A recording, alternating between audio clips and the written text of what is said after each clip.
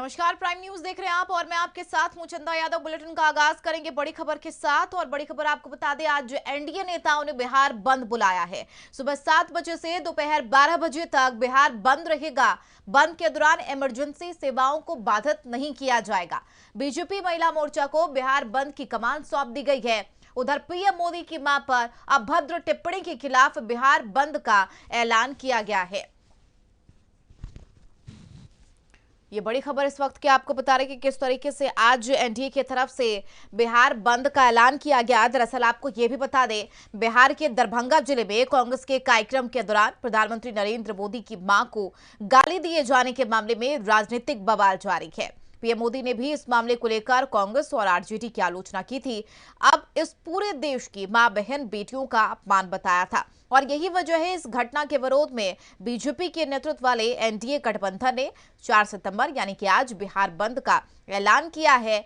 और तमाम सेवाएं जो है वो इमरजेंसी सेवाएं वो बाधित नहीं होंगी। आपको ये भी बता दें कि बिहार बंद के दौरान क्या क्या खुला रहेगा, ये जान लीजिए। अस्पताल, क्लिनिक, दवा की दुकानें, एम्बुलेंस जैसी आपातकालीन सेवाएं चालू रहेंगी और किराने के सामान, अन्य आवश्यक वस्तुएं भी उपलब्ध रहेगी।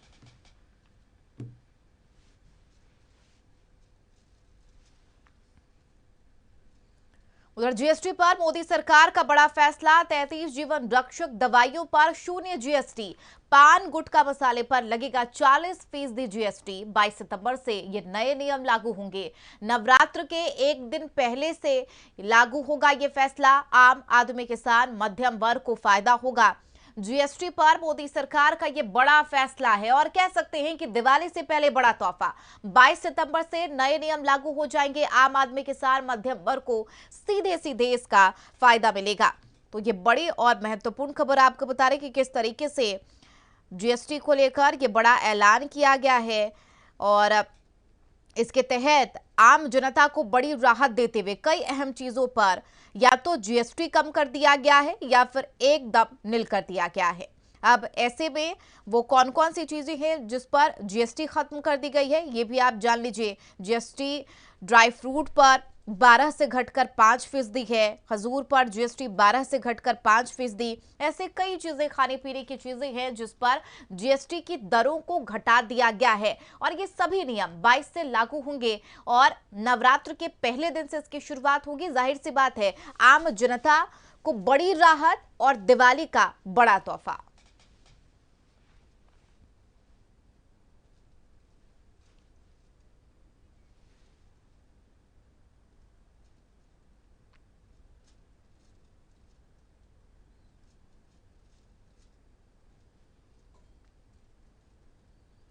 उधर सीएम योगी का 3 दिवसीय गोरखपुर दौरा है। करोड़ों की विकास योजनाओं की सौगात देंगे। ये बड़ी खबर। 1551 करोड़ के विकास योजनाओं की सौगात देंगे सीएम योगी आदित्यनाथ।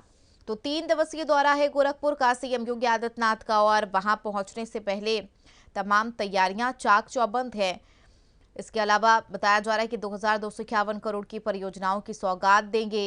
बेवरेजेस के क्षेत्र में मल्टीनेशनल कंपनी को बाद और कोका कोला का बॉटलिंग प्लांट भी गोरखपुर में लगाया जाएगा और ये बेहद खास दौरा है सीएम योगी आदित्यनाथ का। वहां पर तमाम तैयारियां भी की गई हैं और ऐसे में कहा यह भी जा रहा है कि सीएम जीआईडीए के प्लास्टिक पार्क में 120 करोड़ रुपए के निवेश से बनी 3 औद्योगिक इकाइयों का लोकार्पण करेंगे। 640 करोड़ रुपए के निवेश वाले 3 अन्य इकाइयों का भी शिलान्यास किया जाएगा। इसके अलावा उद्यमियों को औद्योगिक भूखंड के आवंटन पर प्रमाण पत्र वितरित किया जाएगा और तमाम रूपरेखा तैयार की गई है सीएम योगी आदित्यनाथ के पहुंचने से पहले। उधर गोरखनाथ मंदिर में पुण्यतिथि समारोह आज से 10 सितंबर तक आयोजन। समारोह में सीएम योगी आदित्यनाथ शामिल होंगे। तो गोरखनाथ मंदिर में पुण्यतिथि समारोह का आयोजन, ये बड़ी खबर आपको बता रहे हैं। ऐसे में पुण्यतिथि ब्रह्मलीन महंत दिग्विजयनाथ की 56वीं और महंत अवेद्यनाथ की 11वीं पुण्यतिथि है। ऐसे में वहां पर इस समारोह को लेकर तमाम तैयारियां हैं। खास बात यह भी है कि सीएम योगी आदित्यनाथ इस समारोह में शामिल होंगे। आज से 10 सितंबर तक इसका आयोजन होना है।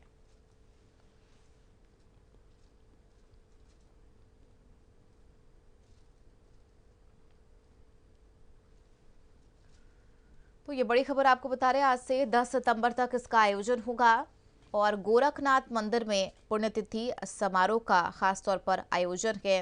मंदिर में श्रद्धा भक्ति के वातावरण में मनाई जाएगी और इस समारोह को लेकर तमाम तैयारियां हैं। चूंकि 7 दिवसीय पुण्यतिथि समारोह है, अनौपचारिक शुरुआत 4 सितंबर यानी कि आज से और 10 सितंबर तक मंदिर के दिग्विजयनाथ सभागार में श्रीमद् भागवत कथा का पाठ होगा और इस खास अवसर पर सीएम योगी आदित्यनाथ शामिल होंगे।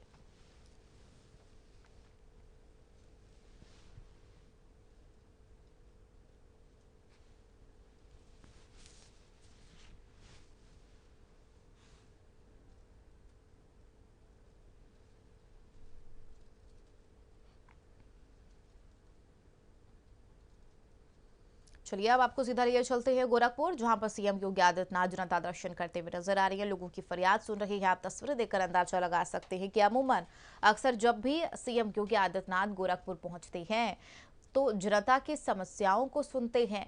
फरियादी वहां पर पहुंचते हैं अपनी समस्या को लेकर। कई बार हमने तस्वीरें भी देखी है जब छोटे छोटे बच्चे भी अपनी फरियाद लेकर पहुंचते हैं तो हर एक समस्या का सीएम योगी आदित्यनाथ निराकरण करते हैं। तस्वीर आप देखिए, 3 दिवसीय गोरखपुर दौरा है और सबसे पहले जनता दर्शन, लोगों की फरियाद सुनते हुए नजर आ रही है। ये कोशिश सीएम योगी आदित्यनाथ की तरफ से की जाती है कि जो भी समस्या लेकर फरियाद वहां पर लेकर पहुंच रही है उनकी समस्याओं का निराकरण तुरंत से तुरंत किया जा सके और जिन समस्याओं का निराकरण त्वरित नहीं किया जा सकता, ऐसे में वो अधिकारियों को निर्देश भी देते हैं ताकि कोई भी निराश वापस ना लौटे और हर एक समस्या का समाधान किया जा सके। तो ये खास तस्वीरें जनता दर्शन के तहत सीएम योगी आदित्यनाथ की वो जो भी समस्या हो हर एक समस्या का निराकरण करते हैं। तो आप तस्वीरें बाकायदा देखिए, वहां पर लोग पहुंचे हैं दूर दराज से अपनी समस्या को लेकर, हर एक समस्या को बारीकी से समझ रहे हैं, जान रहे हैं कि क्या समस्या है, कैसे इसका निराकरण किया जा सकता है, कैसे इसका समाधान किया जा सकता है। इसको लेकर विचार विमर्श भी सीएम योगी आदित्यनाथ अमूमन करते हुए दिखते हैं।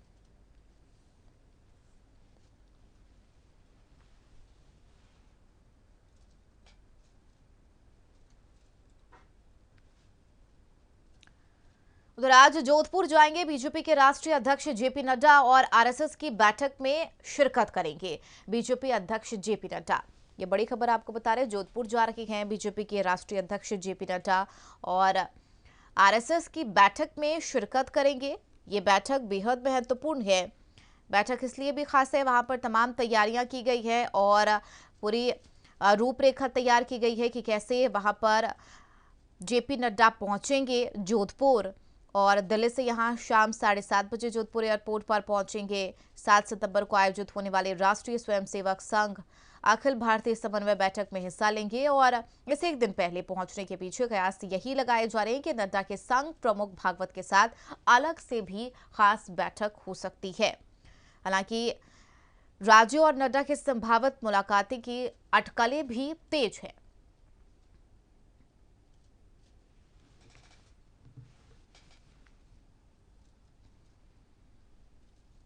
आज पंजाब जाएंगे आप नेता अरविंद केजरीवाल और पंजाब के बाढ़ प्रभावित इलाकों का दौरा करेंगे केजरीवाल। ये बड़ी खबर, सीएम भगवंत मान भी केजरीवाल के साथ मौजूद रहेंगे।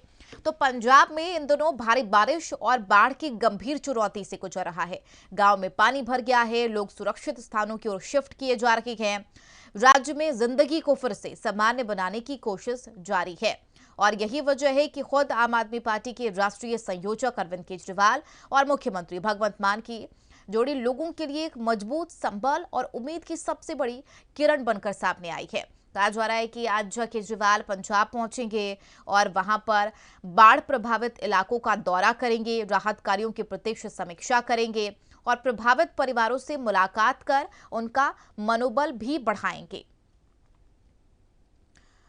और ये कह सकते हैं कि एक राष्ट्रीय नेता का स्वयं जमीनी हालात समझना और लोगों के बीच खड़े होना जनसेवा की उसी भावना का प्रतीक है जिसके लिए आम आदमी पार्टी अमूमन जानी जाती है और खुद अरविंद केजरीवाल इसका जिक्र करते हुए भी नजर आते हैं। वहीं पंजाब जाएंगे आज कांग्रेस के सांसद राहुल गांधी और पंजाब के बाढ़ प्रभावित इलाकों का दौरा करेंगे राहुल गांधी। बाढ़ पीड़ितों से भी मुलाकात करेंगे राहुल गांधी और इससे पहले उन्होंने अपील भी की थी कि किस तरीके से जो स्थिति वहां पर बनी हुई है, तबाही का मंजर है, इसको लेकर उन्होंने राहत कार्यों में तेजी लाने को लेकर आग्रह किया था। तो पंजाब में जिस तरीके के हालात बने हुए हैं, भारी बारिश ने इन दिनों तबाही मचाई हुई है, कई राज्य बाढ़ की चपेट में है। ऐसे में कांग्रेस के सांसद राहुल गांधी आज पंजाब पहुंचेंगे और सरकार से बाढ़ प्रभावित राज्यों के लिए विशेष राहत पैकेज घोषणा करने की अपील उन्होंने इससे पहले ही की है।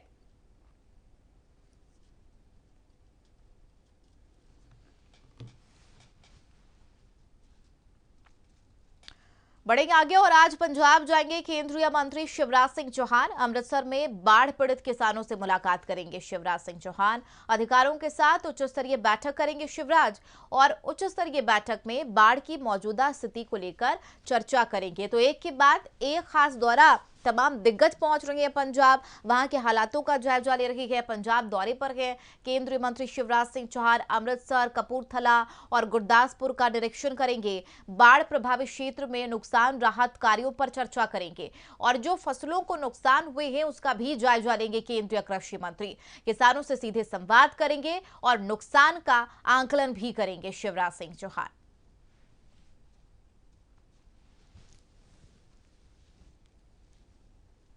तो ये बड़ी खबर आपको बता रहे कि किस तरीके से तमाम क्षेत्रों में बाढ़ की स्थिति बनी हुई है और यही वजह है कि खुद केंद्रीय कृषि, किसान कल्याण और ग्रामीण विकास मंत्री शिवराज सिंह चौहान पंजाब के बाढ़ प्रभावित इलाकों का दौरा करेंगे और खास करके किसानों से सीधा संवाद करेंगे और जो भी फसलों को नुकसान हुए हैं उसका आंकलन करेंगे।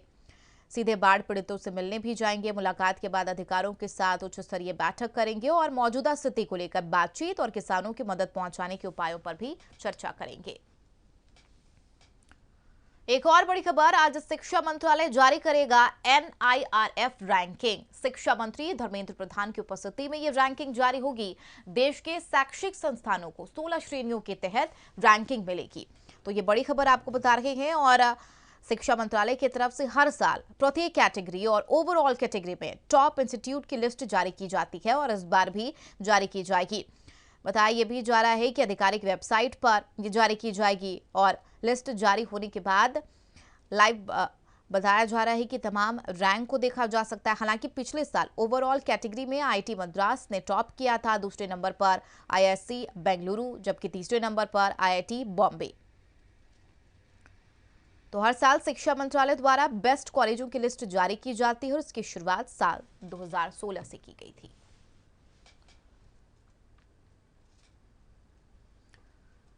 उधर दिल्ली में आज से इंडिया मेडकिट एक्सपो 2025 केंद्रीय मंत्री JP नड्डा और जितिन प्रसाद इसकी शुरुआत करेंगे, उद्घाटन करेंगे।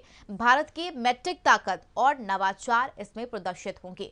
150 से अधिक अंतर्राष्ट्रीय खरीदार इसमें शिरकत करेंगे।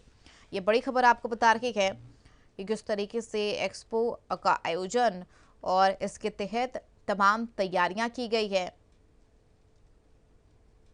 भारत मेडटेक एक्सपो 2025 का दूसरा संस्करण नई दिल्ली में आयोजित होगा और जिसमें देश की मेडटेक क्षमता और नवाचार को प्रदर्शित किया जाएगा। 3 दिवसीय एक्सपो है जिसमें MSc स्टार्टअप, अनुसंधान संस्थान, भविष्य के नवाचार, मंडप और तमाम तरीके की प्रदर्शनी यहां पर प्रदर्शित की जाएगी। एक प्रदर्शनी होगी और 30 से ज्यादा देशों के तकरीबन 150 से अधिक अंतर्राष्ट्रीय खरीदार इसमें भाग लेंगे और ये कहना गलत नहीं होगा कि इसके तहत वैश्विक हितधारकों को भारत के तेजी से बढ़ते मेडटेक परिस्थितियों तंत्र में साझेदारी और निवेश की संभावनाओं को तलाशने का एक अनूठा अवसर प्रदान होगा।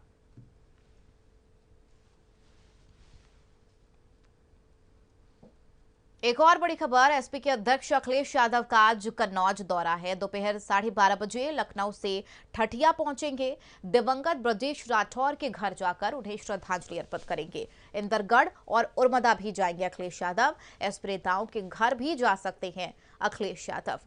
तो दिवंगत ब्रजेश राठौर के घर जाकर श्रद्धांजलि देंगे। एसपी नेताओं के घर भी जा सकते हैं अखिलेश यादव। तो एसपी के अध्यक्ष अखिलेश यादव का आज कन्नौज दौरा है और दोपहर तकरीबन 12:30 बजे लखनऊ से ठठिया पहुंचेंगे। दिवंगत ब्रजेश राठौर के घर जाकर उन्हें श्रद्धांजलि अर्पित करेंगे और कहा जा रहा है कि एसपी नेताओं के घर भी जा सकते हैं अखिलेश यादव।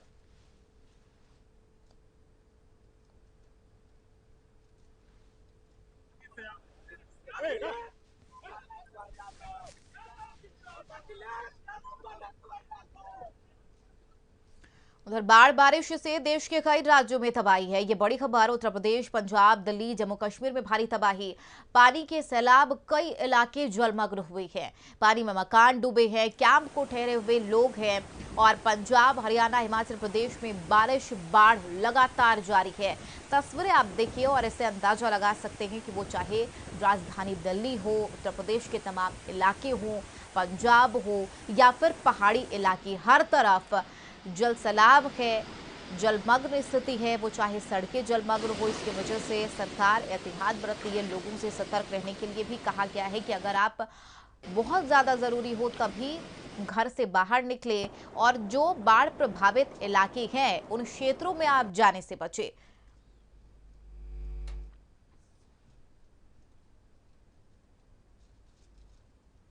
उधर पंजाब के 1600 से ज्यादा गांव में बाढ़ हुई है और पंजाब में बाढ़ बारिश से 35 से ज्यादा लोगों की मौत। ये बड़ी खबर आपको बता दें, पंजाब में 3.5 लाख से ज्यादा लोग प्रभावित हुए हैं। पंजाब की स्थिति फिलहाल अभी जिस तरीके से बनी हुई है, लोगों के हालात वहां पर बेहद नाजुक है, गंभीर बनी हुई है। हर एक इलाके जलमग्न हो चुके हैं और यही वजह है कि तमाम तरीके के राहत पैकेज, राहत कार्य वहां पर लोगों तक पहुंचाए जा रहे हैं। बाढ़ बारिश से अब तक 37 लोगों की पंजाब में मौत हो गई है और 3.5 लाख से ज्यादा लोग अभी प्रभावित बताए जा रहे हैं। टीमें वहां पर डटी हुई हैं, राहत सामग्री उन तक पहुंचाई जा रही है। तो तस्वीरें देखकर आप अंदाजा लगा सकते हैं कि पंजाब के हालात अभी कैसे बने हुए हैं। कुदरत का कहर जारी है, बाढ़ बारिश से हाल बेहाल है।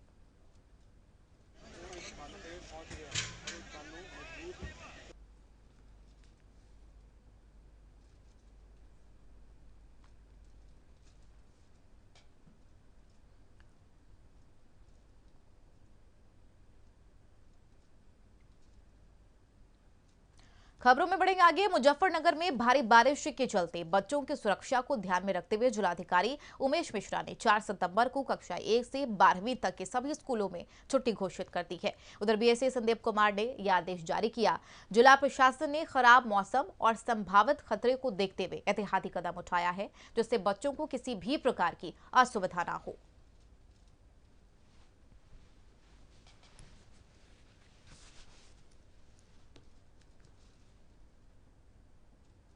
तो बारिश के कारण 4 सितंबर को स्कूल बंद कर दिए गए हैं और बच्चों की एहतियात को लेकर यह बड़ा फैसला लिया गया है ताकि किसी भी तरीके की बच्चों को असुविधा ना हो।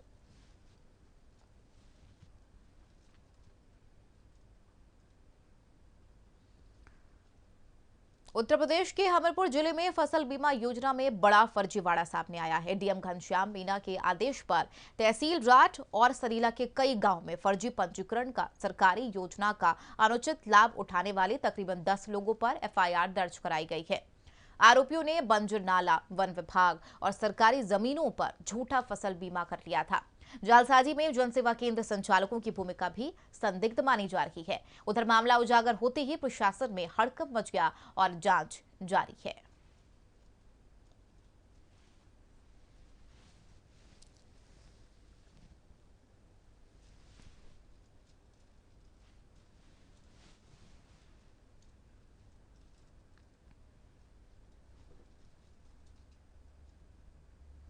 चलिए, बुलेटिन में फिलहाल मेरे साथ इतना ही। देश दुनिया की तमाम खबरों के लिए आप देखते रहिए प्राइम न्यूज। नमस्कार।